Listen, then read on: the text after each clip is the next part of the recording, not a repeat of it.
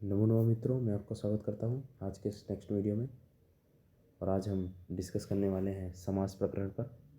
जैसा कि आप लोग जानते हैं कि हमने पिछले कुछ वीडियो में हल संधि और विसर्ग संधि ख़त्म कर दी है। दिल्ली यूनिवर्सिटी सेमेस्टर 5 DSC 14 के हिसाब से हम चल रहे हैं और अब समास प्रकरण पर आ चुके हैं। तो इसमें सबसे जो पहली चीज़ है वो समास क्या होता है ये आपको पता होना चाहिए। वैसे आप लोग पढ़े होंगे, जानते होंगे, मैं यहाँ समास के बारे में नहीं बताऊँगा क्या होता है, थोड़ा बहुत आपको संक्षेप कर दूंगा। और ये पूछा भी नहीं जाएगा समास क्या होता है, डायरेक्ट सूत्रों पर बात होगी। जो विशेष संज्ञा से विलुप्त होता है केवल समास होता है। प्रायण पूर्व पद प्रधान हो, अव्ययभावी समास। प्रायण उत्तर पद प्रधान, जिसमें उत्तर पद की प्रधानता होती है, वो तत्पुरुष समास होता है। तत्पुरुष के 7 भेद होते हैं, द्वितीया, तृतीया, चतुर्थ, जिस पर हम बात करेंगे। उसी तत्पुरुष के और भी भेद होते हैं, जैसे कर्मधारी हो गया, फिर कर्मधारी का भेद होगा द्विगु समास। फिर प्रायण अन्य पदार्थ, जिसमें अन्य पदार्थ की प्रधानता होती है, बहुव्रीहि समास होता है। और जिसमें उभय पदार्थों की प्रधानता होती है, द्वंद्व समास होता है। इतना आपको पता होगा, मैंने इस नोट्स में भी लिख दिया है, आप लोग चाहें तो पढ़ सकते हैं। मैं इस पर टाइम नहीं वेस्ट करूँगा क्योंकि पूछा भी नहीं जाएगा और आप लोग को पता होगा, आप लोग फर्स्ट सेमेस्टर में भी पढ़े होंगे। ये 5 प्रकार के समास होते हैं, ये आप लोग टेबल वगैरह देख सकते हो, लिख लेना इसको। इसके बाद हम सबसे इम्पोर्टेंट चीज़ों पर चलेंगे, यहाँ कौन कौन से सूत्र पूछे जाते हैं और किनसे हमें क्वेश्चन आएगा। तो पहला हमारा सूत्र है समर्थ पद विधि।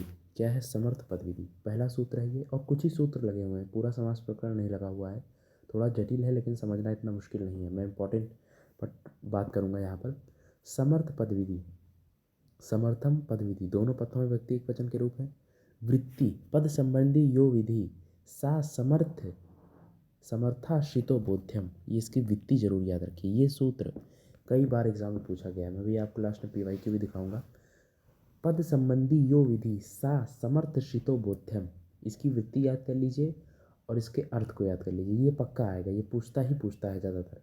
अब इसको समझिए लिखा क्या है, इसमें क्या लिखा हुआ है, एक बार आप पढ़ना चाहें तो पढ़ सकते हैं।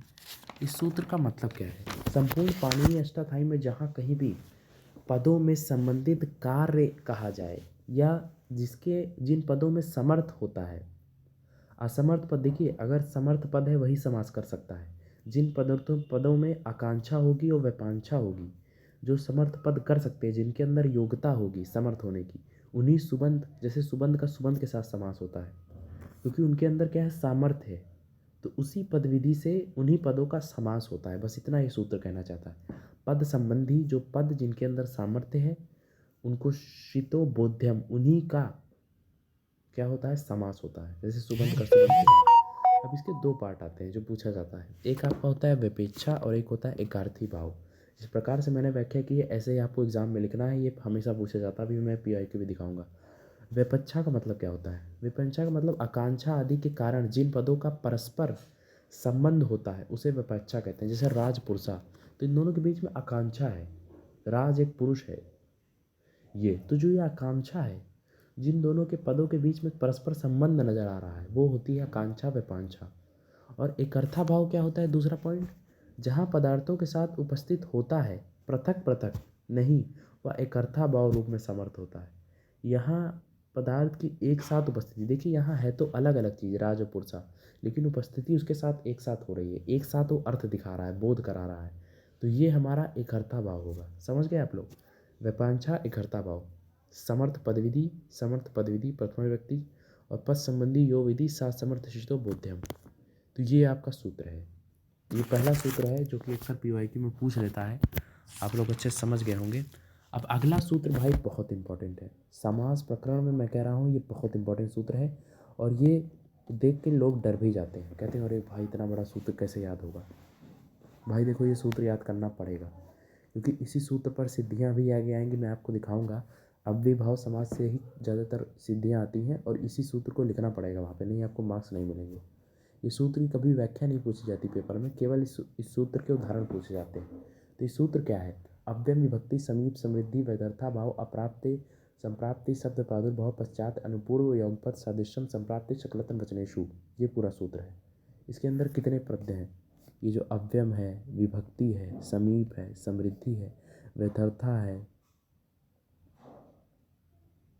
अर्थभाव है, अप्रत्यय है, संप्राप्ति है, शब्द प्रादुर्भाव है, पश्चात है, मैंने यहाँ लिख दिया है, यथा है, अनुपूर्व है, योगपथ है, सादृश्यम है, संप्राप्ति है, सकलंतन, वचनेषु, ये पूरा जो पद है इसके अंदर कम से कम आते हैं आपके 15 पद।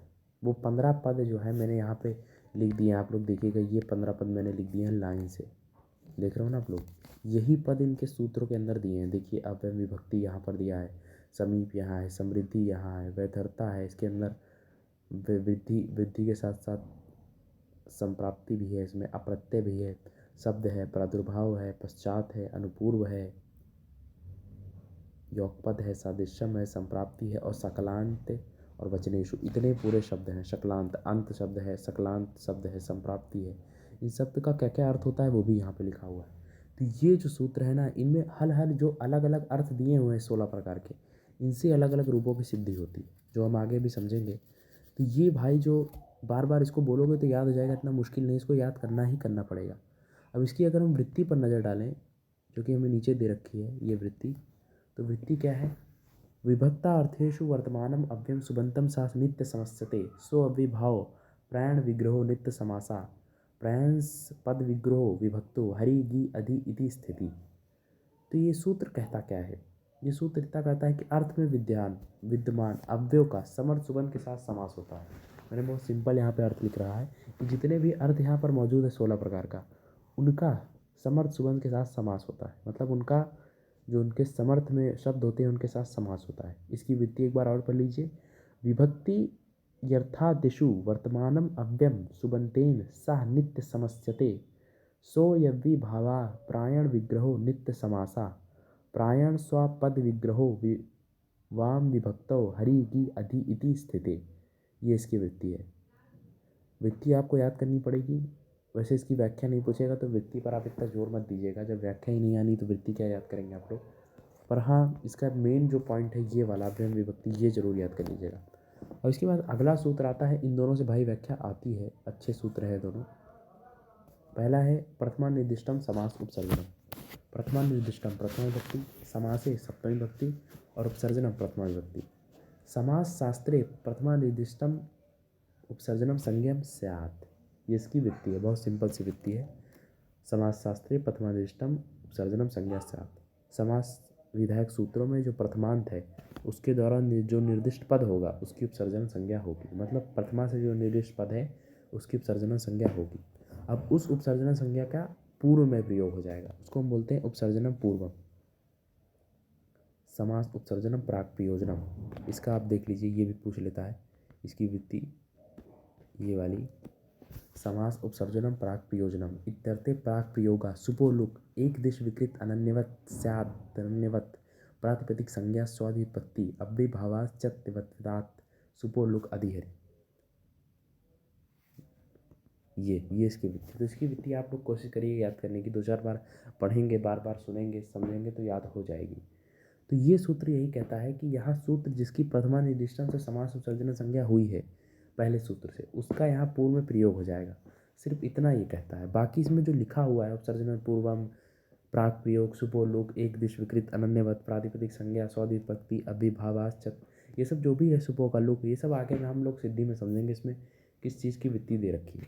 अब जैसे एक सूत्र है किद्दति समासश्च, ये आपके सिलेबस में नहीं है।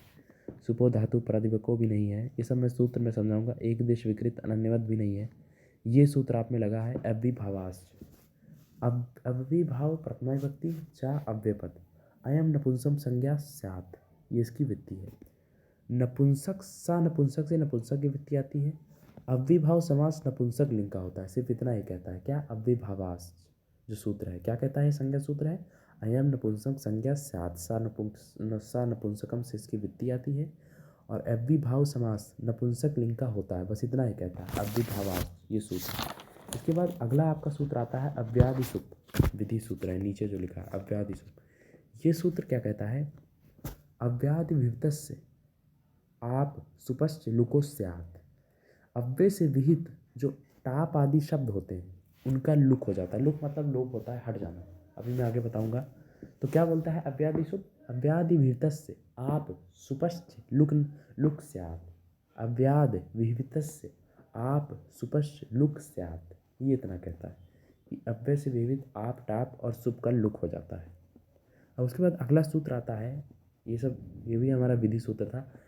न वैभावात तुम पंचम्या, न विभावात पंचम्या, ये सूत्र आता है, विधि सूत्र है ये हमारा।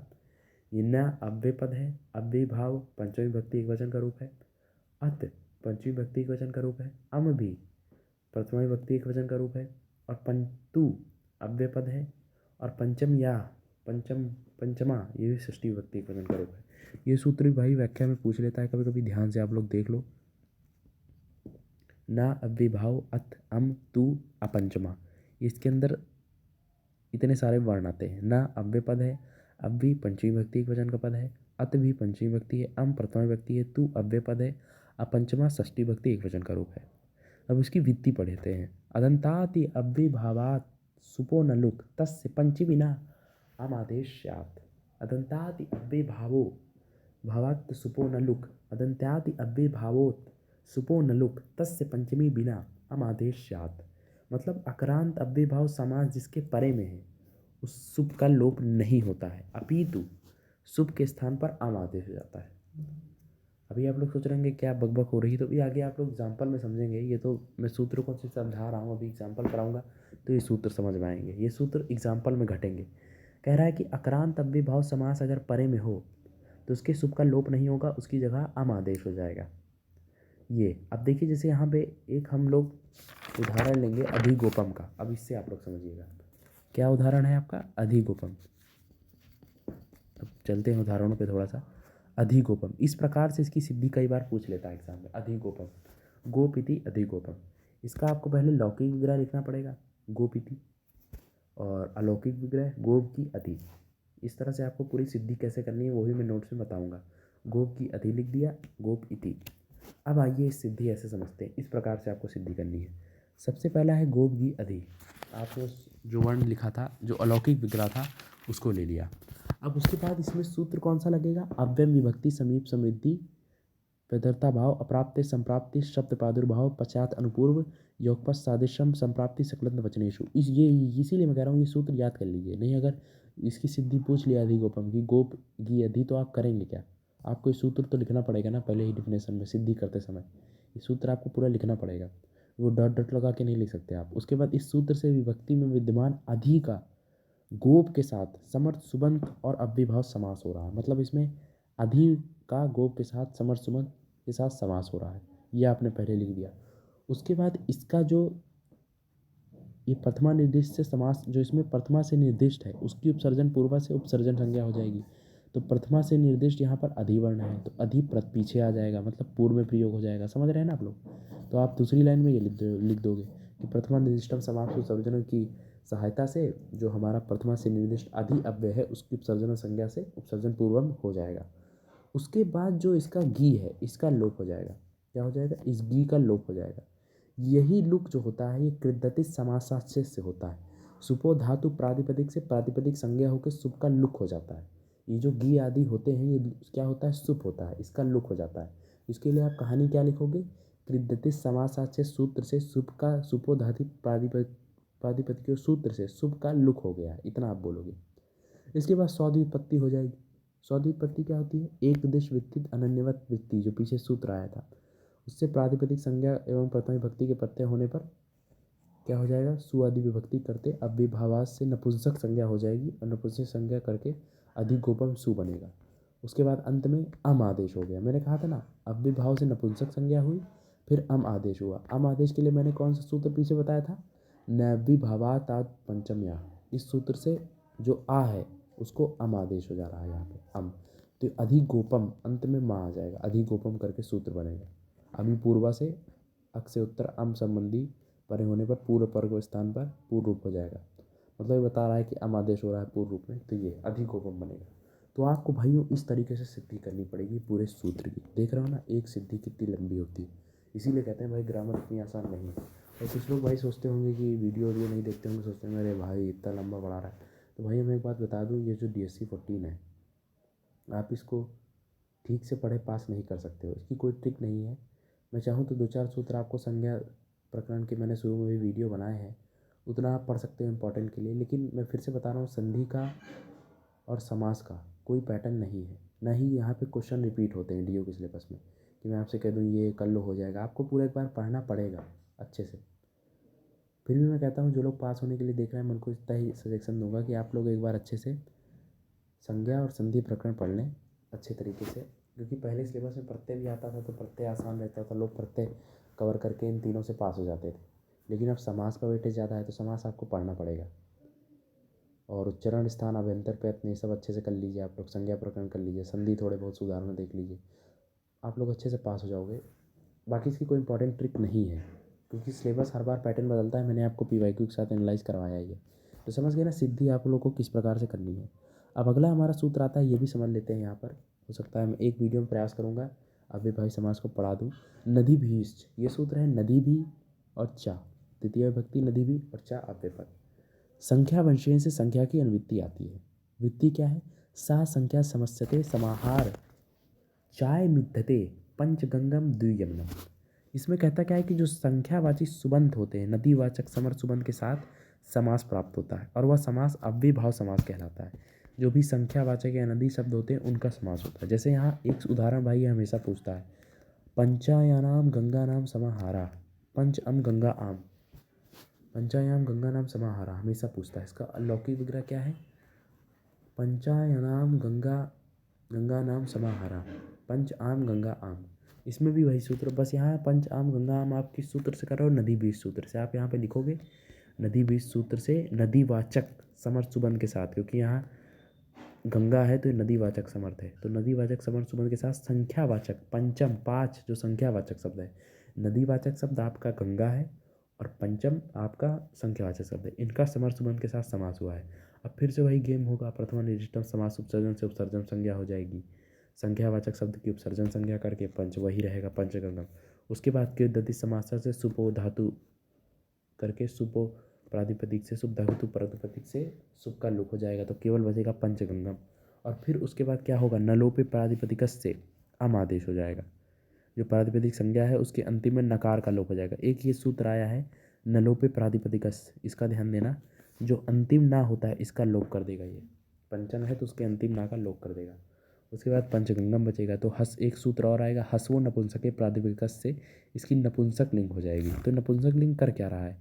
ये जो गंगा में अंतिम में आ लगा हुआ था इसको हटा दिया इसने, केवल गंग बचा, पंचगंग बचा। उसके बाद वही स्वादि उत्पत्ति होगी, एक देश विकृत मनन्यवत वृत्ति से समास में प्रातिपदिक संज्ञा प्रथमा विभक्ति के एक वचन से सुप्रत्यय आने पर अब आएगा न अव्ययभावात् तो पंचम्या, इससे क्या होगा? अम आदेश हो जाएगा और अमी पूर्वा से पंचगंगम बनेगा। भाई देख लो कितना बड़ा है, कितना अच्छा खासा है। ये पूरी आपको सिद्धि एक बार प्रैक्टिस करनी ही करनी पड़ेगी, बिना लिखे भी नहीं होगा। आप लोग सोच रहे हो बढ़िया नोट्स प्रिंट करा लें देख के पढ़ लेंगे, भाई कुछ नहीं होने वाला। लिखोगे नहीं, 4-5 स्पेलिंग मिस्टेक होगी और डायरेक्ट जाके पेपर में अगर लिखोगे 50 मिस्टेक करके आओगे। समझ रहे हो ना? इसलिए मैं कह रहा हूँ एक बार लिख जरूर लो अच्छे से। तो समझ गए होंगे आप लोग।